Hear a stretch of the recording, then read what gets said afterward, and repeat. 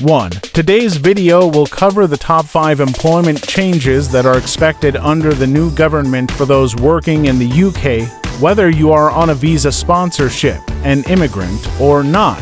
This information is crucial for everyone working in the UK, so stay tuned to learn more. Hello, everyone. Welcome back to my channel. Let's discuss the top 5 changes in employment under the new Prime Minister. First, employees will have the right to unfair dismissal protection, parental leave, and sick pay from day one of their job. This is a significant change that will benefit many workers. Additionally, the government plans to set a maximum length for probation periods to prevent unfair extensions by employers.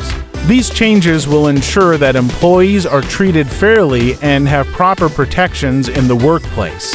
The third item on my list is the right to disconnect. The new government has implemented a rule known as the right to switch off, which allows workers to disconnect from work outside of their working hours. Employees will now have the right not to be contacted by their employers when they are off duty.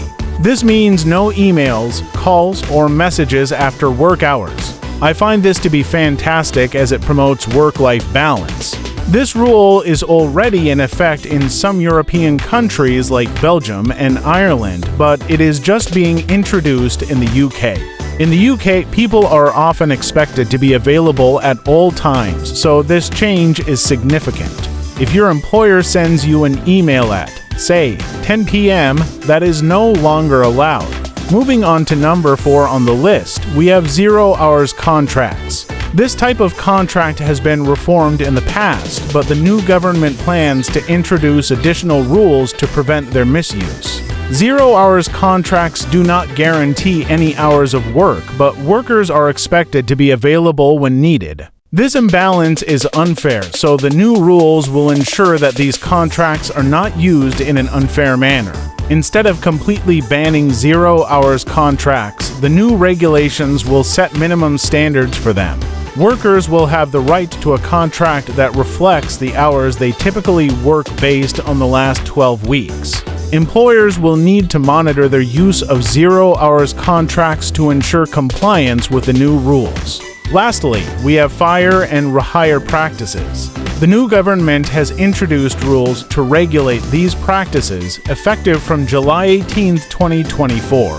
A new code of practice will be established for firing and rehiring employees. Employers who fail to adhere to this code may face paying 25% more in tribunal awards. It's so important to have a good work environment for mental health. The new Prime Minister's focus on mental health is great.